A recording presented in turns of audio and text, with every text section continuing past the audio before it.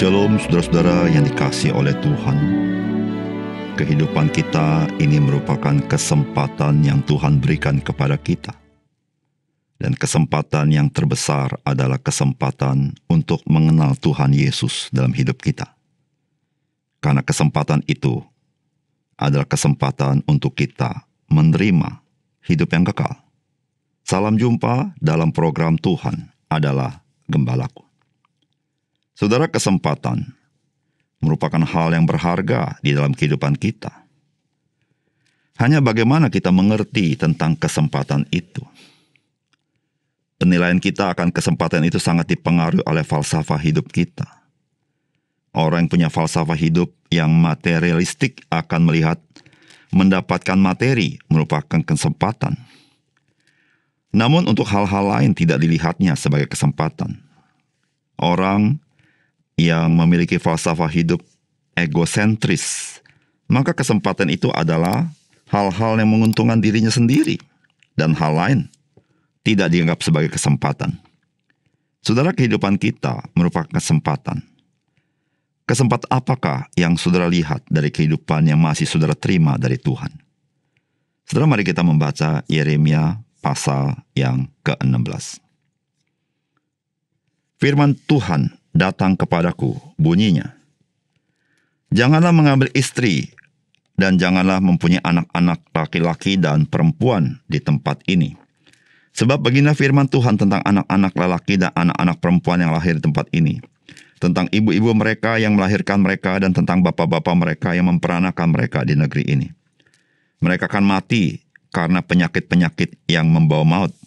Mereka tidak akan diratapi dan tidak akan dikuburkan. Mereka akan menjadi pupuk di ladang. Mereka akan habis oleh pedang dan kelaparan. Mereka akan menjadi makanan burung-burung di udara dan binatang-binatang di bumi. Sungguh, beginilah firman Tuhan. Janganlah masuk ke rumah perkabungan dan janganlah pergi meratap. Dan janganlah turut berduka cita dengan mereka. Sebab aku telah menarik damai sejahtera pemberianku daripada bangsa ini. Demikianlah firman Tuhan. Juga kasih setia dan belas kasihanku. Besar kecil akan mati di negeri ini. Mereka tidak akan dikuburkan. Dan tidak ada orang yang akan meratapi mereka. Tidak ada orang yang akan menoreh-noreh diri dan yang akan menggundul kepala karena mereka. Tidak ada orang yang akan memecah-mecahkan roti bagi orang berkabung untuk menghiburkan dia karena kematian itu. Bahkan tidak ada orang yang akan memberi dia minum dari piala penghiburan oleh karena kematian ayah atau ibunya. Janganlah engkau masuk ke rumah orang mengadakan perjamuan untuk duduk makan minum dengan mereka. Sebab beginilah firman Tuhan semesta alam Allah Israel.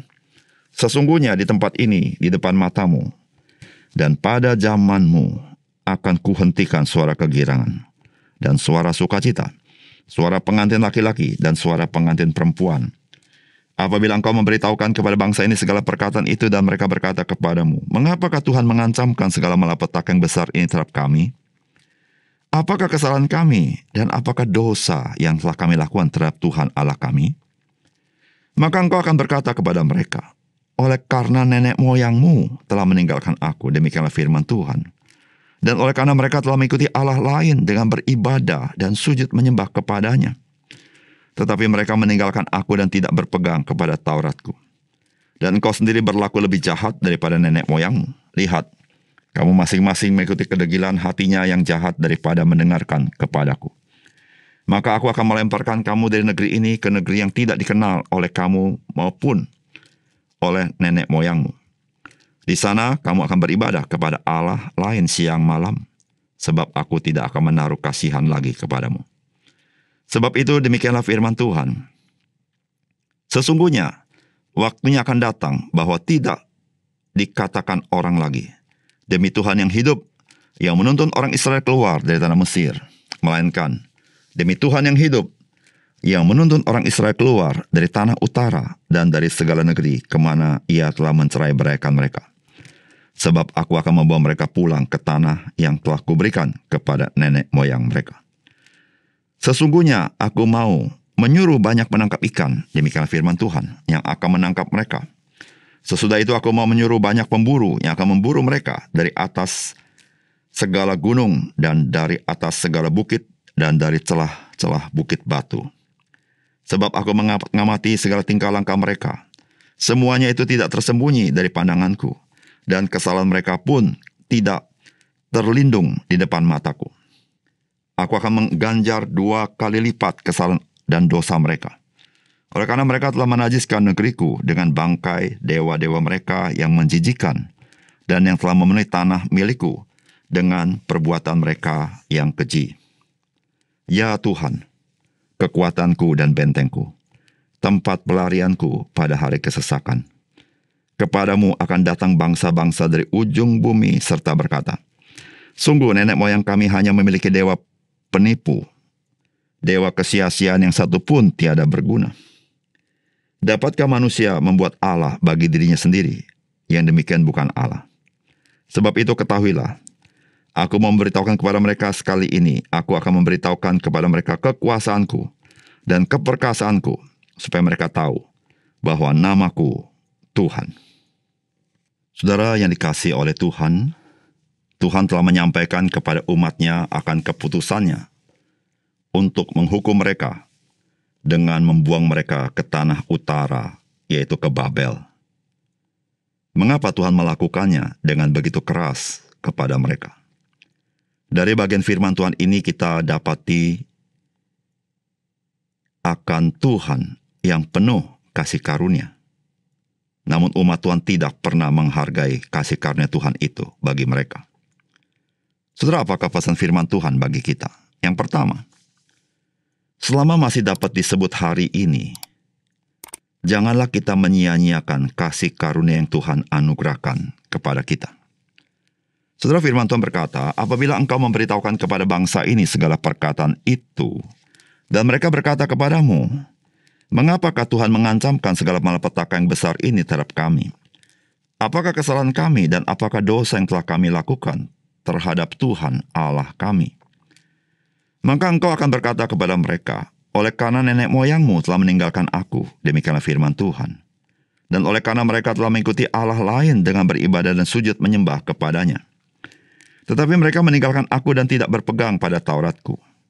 Dan kamu sendiri berlaku lebih jahat daripada nenek moyangmu.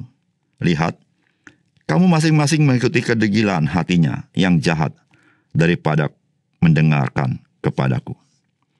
Saudara yang dikasihi oleh Tuhan, dari firman Tuhan yang kita baca hari ini, kita mendapati akan kesabaran Tuhan kepada umat Tuhan.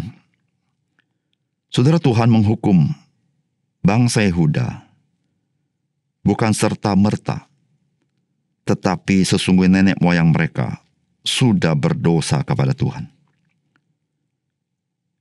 Dan umat Tuhan saat ini pun tidak bertobat dan melakukan hal yang lebih buruk daripada nenek moyang mereka.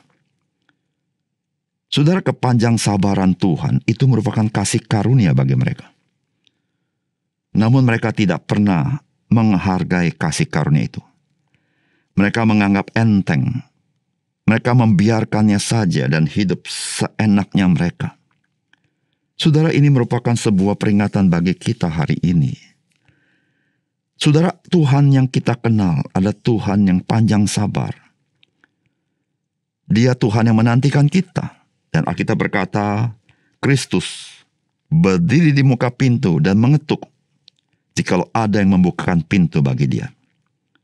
Saudara yang kasih dalam Tuhan, ingatlah satu hal. Selama masih bisa disebut hari ini, saudara ingatlah, Tuhan menyediakan kasih karunia kepada saudara dan saya. Jikalau saudara dan saya menyia-nyiakan itu, satu kali mungkin kita tidak pernah dapat berkata hari ini, karena hari-hari kita sudah berlalu, dan kita tidak lagi mendapatkan kasih karunia itu. Saudara, bangsa Israel, yaitu bangsa Yehuda, telah menyia-nyiakan kasih karunia Allah. Disitulah mereka menghadapi sebuah pengalaman hidup yang mengerikan. Saudara, janganlah sampai kita menyia-nyiakan kasih karunia Tuhan, sehingga satu kali nanti kita menyesal pun tidak ada gunanya. Kita akan berjumpa dengan kengerian yang amat sangat, yaitu kebinasaan. Mari saudara, Tuhan menantikan saudara untuk saudara datang kepadanya. Dan yang menantikan saudara adalah Kristus yang telah mati bagi saudara untuk menanggung dosa saudara.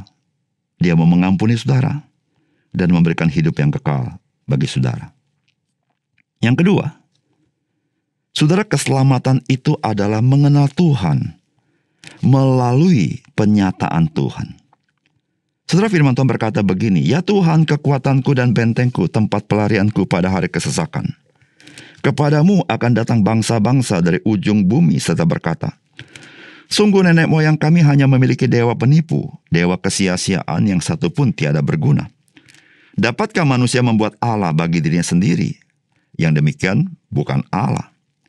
Sebab itu ketahuilah, aku mau memberitahukan kepada mereka, sekali ini aku akan memberitahukan kepada mereka kekuasaanku dan keperkasaanku, supaya mereka tahu bahwa namaku Tuhan." Saudara, satu hal yang perlu kita sadari, manusia tidak mungkin bisa menemukan Allah dalam hidup mereka. Mengapa demikian? Karena Allah tidak kelihatan. Jikalau manusia bisa menemukan Allah dengan kemampuan manusia, maka manusia akan tertipu dengan dirinya sendiri, karena yang disebut dengan Allah itu bukan Allah. Oleh sebab itu, saudara, manusia boleh mengenal Allah. Satu-satunya jalan adalah ketika Tuhan mau memberitahukan dirinya kepada kita. Saudara, itulah yang Alkitab beritahukan kepada kita. Saudara, firman Tuhan hari ini berkata demikian. Tuhan berkata, "Aku memberitahukan kepada mereka. Sekali ini aku akan memberitahukan kepada mereka akan kekuasaanku, akan keperkasaanku, supaya mereka tahu bahwa namaku Tuhan itu Yehova." Saudara, jikalau Allah tidak menyatakan dirinya, maka tidak seorang pun tahu dan kenal nama Tuhan itu Yehova. Saudara, manusia banyak membuat ilah-ilah dengan nama-namanya, tetapi tidak satu pun yang dapat tepat mengenal Allah sesungguhnya. Karena manusia, selain dia terbatas, manusia juga adalah manusia berdosa yang tidak dapat melihat kemuliaan Allah. Saudara, keselamatan, hidup yang kekal, hanya satu-satunya kita bisa dapati ketika kita mengenal Tuhan yang benar. Saudara, Kristus datang. Dia menyatakan siapakah Allah itu. Dia adalah Yehova itu. Supaya kita mengenal Tuhan yang sesungguhnya. Dia adalah penyataan Tuhan itu. Sudah yang kasih dalam Tuhan. Keselamatan bukan berbicara tentang perbuatan-perbuatan kita. Tetapi keselamatan berbicara perbuatan-perbuatan Tuhan kepada kita. Karena perbuatan-perbuatan kita tidak pernah dapat merebut keselamatan. Keselamatan itu hanya karena perbuatan Tuhan. Saudara, orang binasa hanya bisa selamat ketika ada yang menyelamatkannya. Dan saudara, kita orang binasa, satu-satunya yang dapat menyelamatkan kita hanya Tuhan. Ketika Tuhan turun, menyelamatkan kita, mencari kita, dan memberikan hidup itu kepada kita, barulah kita memiliki hidup yang kekal itu. Oleh karena itu, saudara, Tuhan sudah menyatakan dirinya di dalam Kristus bagi kita. Mari kita buka hati dan menerima uluran tangan Tuhan, supaya engkau diselamatkan olehnya dari kebinasaan. Mari kita berdoa. Bapa surga, terima kasih untuk kebenaran firman-Mu. Biar Tuhan menolong kami, supaya kami juga menjadi orang bijaksana ketika kami merenungkan firman Tuhan ini, dan kami mengaminkannya, dan kami boleh menerima karunia Tuhan itu. Di dalam nama Tuhan Yesus kami berdoa. Amin.